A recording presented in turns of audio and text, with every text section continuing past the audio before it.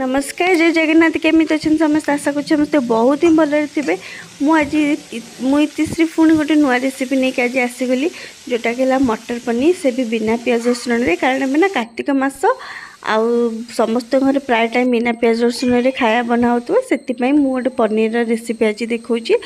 केमती बनैली पोस्त काजू टमाटर आ लंका नहीं कि गोटे पेस्ट बनैली आगुरी टिके भाजिकी रखीदी पनीर आ मटर को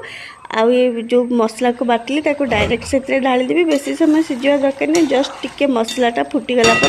से मुझे कैप्सिकम भी काटिकी पकई आपन चाहे स्किप करेंगे। तापर से धनिया पत्र कंचा लंका काटिकी देदेली